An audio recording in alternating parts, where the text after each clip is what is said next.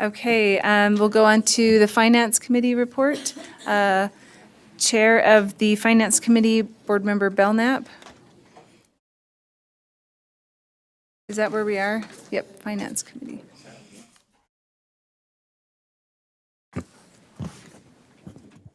Okay. Board Member Lear, do you have a question in regard to something? Okay, that's good.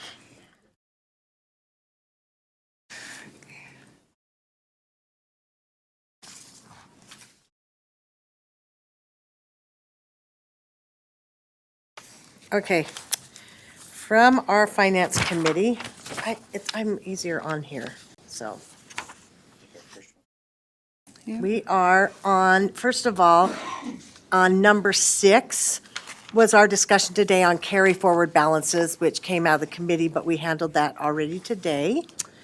And then sorry, I skipped number 5. I just wanted to point out something on number 5. If you'd go with me, I think you'd be really happy to know this. On number 5, and then if you go to 3547, this is actually a report that's going to the legislature. It's the fiscal note and the budget item follow-up report.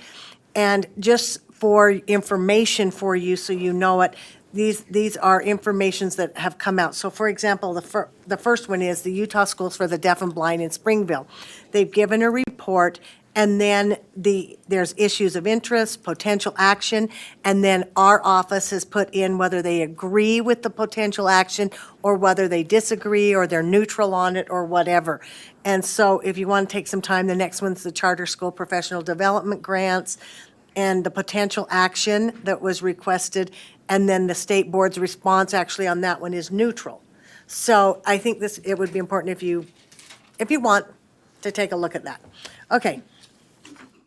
Now, go back. Hold on, okay. All right, so that was number 5. I have to go back down, sorry, it's easier for me on here. All right, the next one is number 9, the school fees amendments. And on the school fees, 4.9, let's see. The staff, talked to us about 277407, which we worked on for, I can't even begin to tell you how long. Our committee action was that Board Member Newell moved that the committee voted unanimously to approve our 277407 draft 2 on first reading, and the committee moves that the board approves our 277407 draft 2 on second and final reading. The motion before us is to approve R277407 Draft 2 on second and final reading. Is there any discussion to that motion? Board Member Lear? Yes, I have a motion, and then I have an unrelated question. Okay.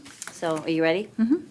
On line 529, scroll all the way down, the end of the 25 pages. Oh, thank you. That took away from my drama. A way to ruin my drama.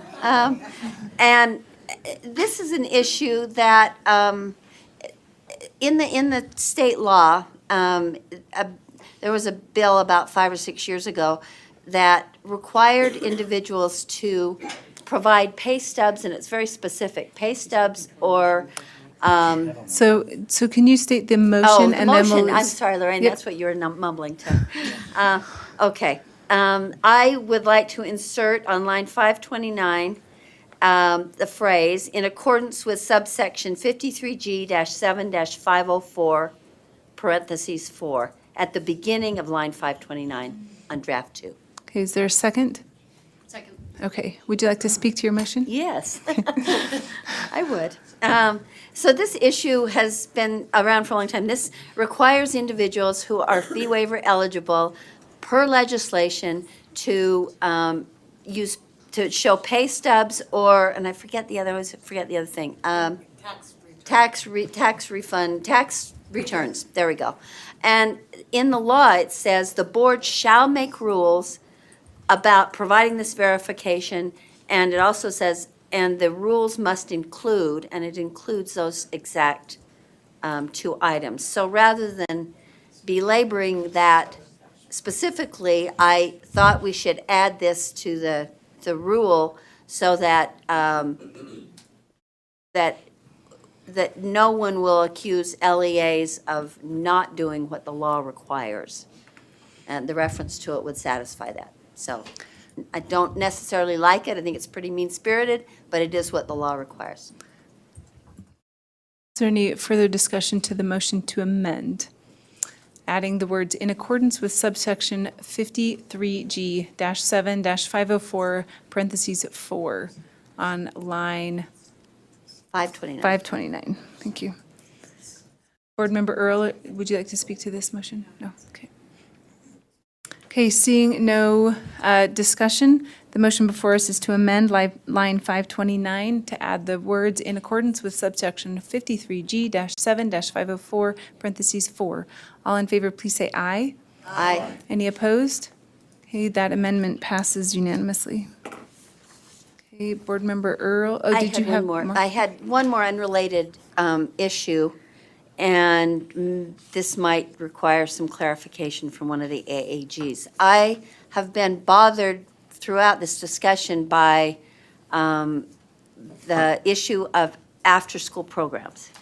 And some of them that are run by school districts, and some of them that are run by schools, and some of them that are outside entities that rent the facilities. But I've had numbers of schools ask me if those have to be subject to fee waiver.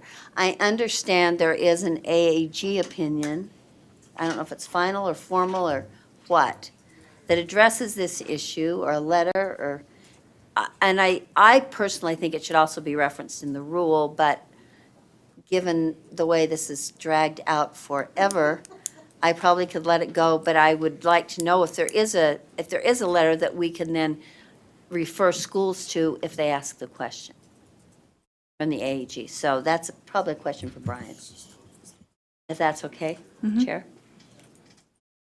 Pro Tem? Yes, go ahead. So let me just restate. So you're asking if there's an opinion regarding whether after-school Should programs be subject to fee waivers. are subject to fee? Yes, and I have had that discussion a couple of times months ago, and I think we landed on the conclusion that they are subject to fee waivers. There hasn't been a formal opinion. It's been more, have we? Okay. Okay, yes, you did refresh my memory, all right. There is a formal, okay, yes, and so what did you So want? I just, wanted to know if there was a formal opinion, I mean, it's an informal opinion because it's from you, it's not from General Reyes, but All right. I think it should be in the, I think it should be, I think there should be something in the rule that So then codify it. clarifies to LEAs, after-school programs that are subsidized by schools are subject to fee waiver. So you want it codified into the rule? Well, yes. Okay. Okay. Deputy Superintendent Angie Stallings, if you'd like to speak to it. Thank you. So. Yeah, I'm sorry. Thank you, Vice Chair Cummins. So after-school programs, depending on how they're structured, may or may not be considered a school-sponsored program. And so the reason why we didn't address it proactively in this rule is there are a number of activities, after-school programs that take place on school grounds that may not be school-sponsored. So instead, you've got the definitions of what is a provided, sponsored, or supported by a school, and you've got some of the indicators there on lines approximately 97 through 110. The letter that AAG Brian Quessenberry is referring to, that we refreshed his memory on, was specifically related to after-school programs that are funded in whole or in part by grants that are given from us to the school.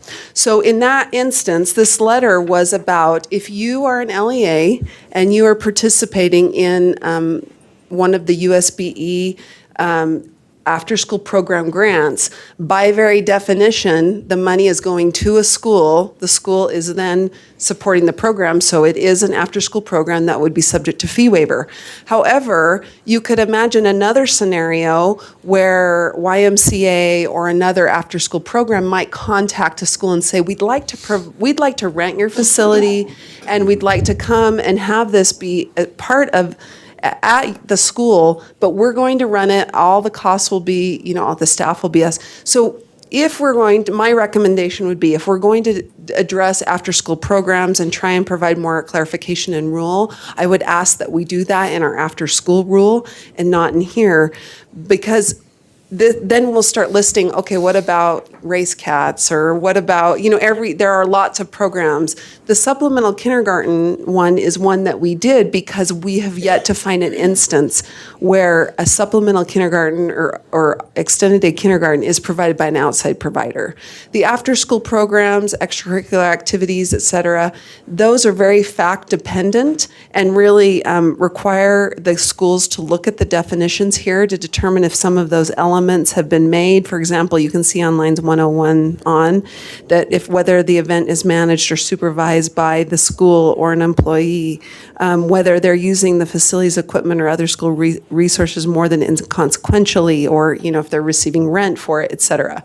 So I don't know if that was helpful, Board Member Lear. It might have been more than you wanted to know. Yeah, it was. But it was helpful, but it was also more complicated than I think it needs to be.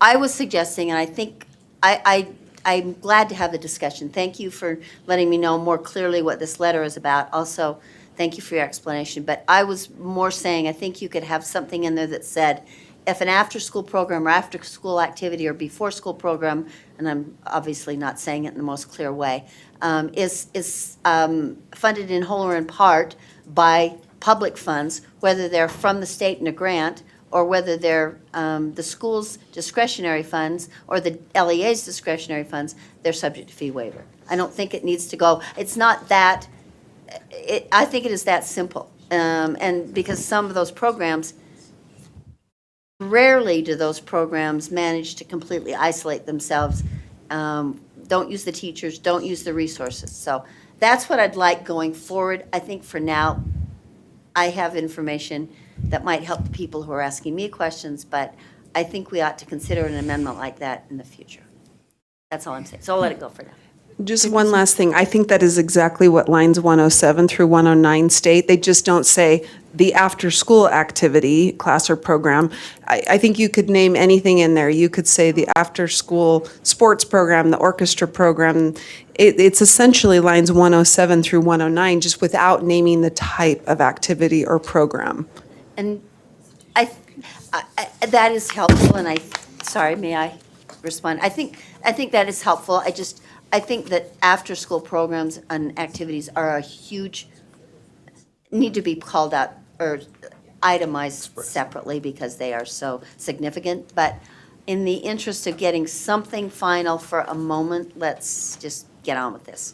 And I won't let that hang blow in the wind too long, because I think it does need to be addressed. Chair Huntsman? We do have 26 pages now, and there's room on that 26th page. We could certainly That's what I thought. That was exactly my thought.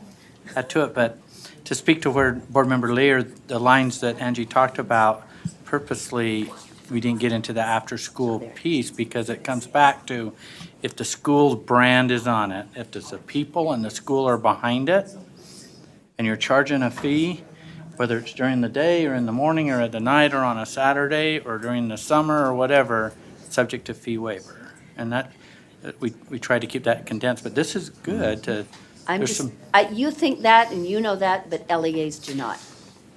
but we have resources in place, may I? Sure. We have resources in place to help them with that determination if they make the phone call. That's your, Yeah. that, They're guidance. Yep. Okay. Board Member Scott Hansen?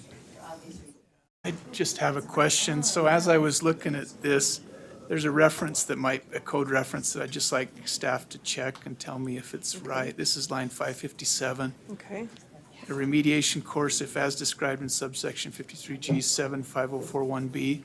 When I look at that, it doesn't look like it fits, and I don't know if there's been if the code changed or, Sorry, 557? so this is line 557, that reference to 53G 75041B.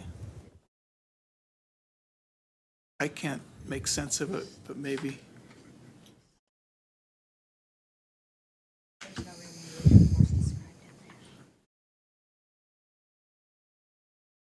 It looks like we just missed somehow on that reference.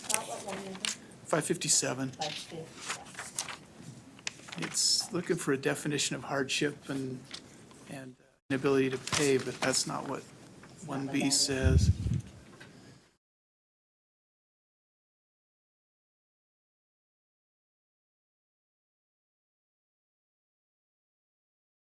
If you want to pause a minute, we can find it. I apologize. I remember that language being there. I don't know if maybe when we had the last bill changed that it moved or it was repealed. So let me take a look real Might be able to quick. do a quick search and just find Yes. that language in the code.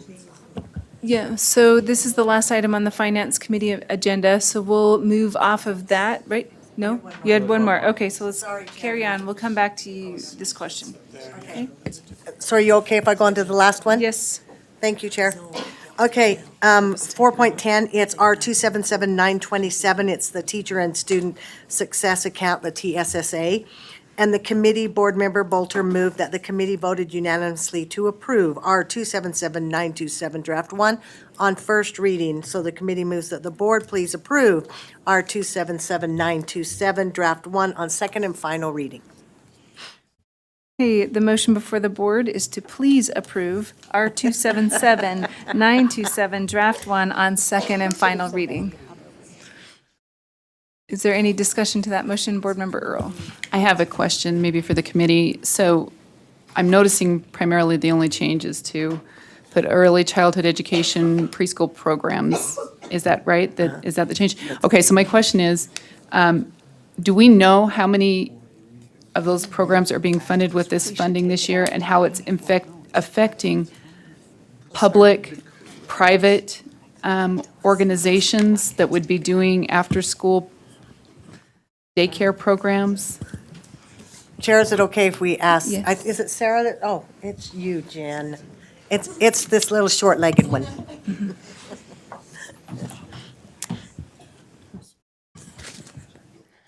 Jennifer Thorelson, Director of Teaching and Learning. I have the pleasure of reviewing all of their frameworks and plans.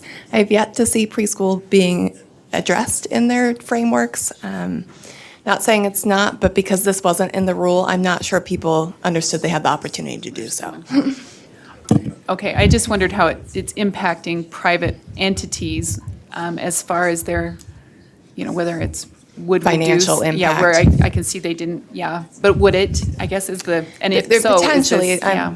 our preschool programs have spots in some of them, and they're full in other LEAs. And a lot of our LEAs run special education only programs, which private providers generally don't provide those services. So I think because most of our programs are still pretty special education oriented, you all are like distracted as well, that there is potential for that, but I'm not sure what the impact is at this time. Okay. Okay, Terry Shoemaker, if you'd like to come and speak to this.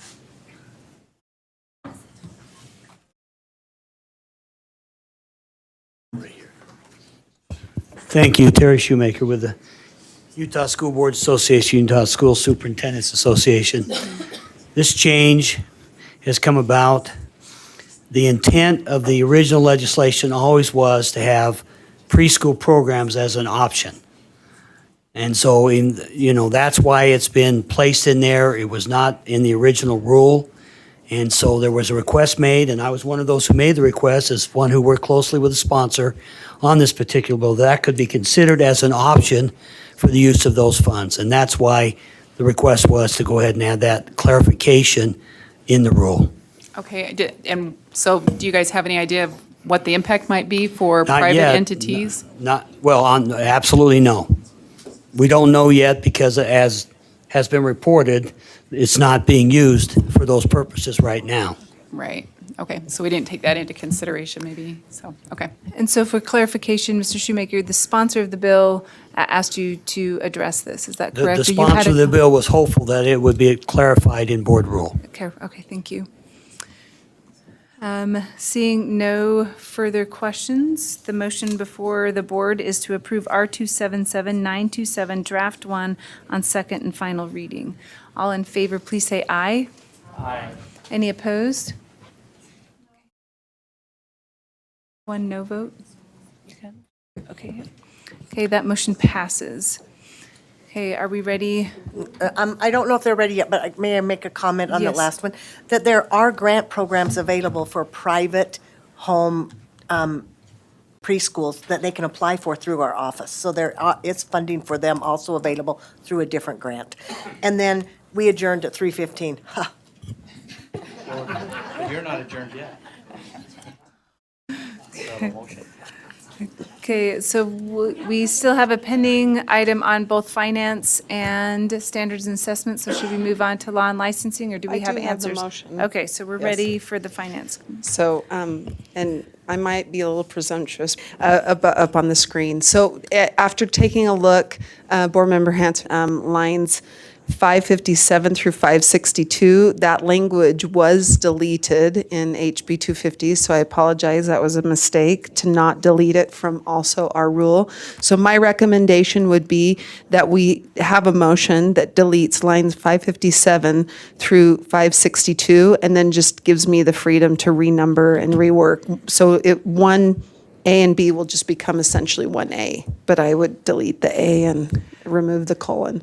So I think the motion could just be right there, to, I'll confirm that that's my motion on the board, and that with that change that we adopt, which one is this? R277407? R277400 draft 2. with Okay. amendments as. Okay, is there a second? Okay, the motion before the board is to amend R277407 by deleting lines 557 to 562 and renumbering the section. Is there any discussion to that motion? Board Member Lear? I just need to see what that means. Can we go back to those lines? I mean, if it's just deleting, if it's deleting an idea as well as some language. So beginning, and then, just hanging, not so fast. Oh, Go sorry. back, because I got to think for a second. So go back one more line. It's easier than finding it on my, Do you want me to, there? right there, yeah. So beginning with an LA may not charge a fee for a textbook, but essentially then it can charge a fee for a remediation course. It would be subject to fee waiver. And this is, the language was deleted in the bill that Right. used to be there that said a local school, anyway. That's all right. Not faulting you for not Yeah. catching it. I'm just trying to see if the concept is a good one. So essentially, they could charge a fee for a remediation course, but it would be subject to fee waivers. That the idea? Okay. Yeah, I'm good with that. I just wanted to clarify what it meant, aside from just taking out the words. Thank you. Okay, so if you don't mind putting the motion back. Oh, yes. Thank you.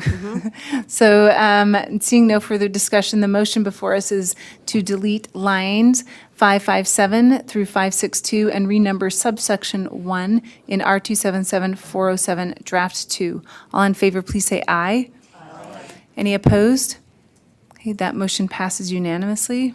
Okay, so that takes us back to our main motion, which is to approve R277407 Draft 2 on second and final reading as amended. Is there any discussion to that motion? Okay, seeing none, all in favor, please say aye. Aye. Any opposed? Okay, that motion passes unanimously. Okay. So that completes the Finance Committee agenda.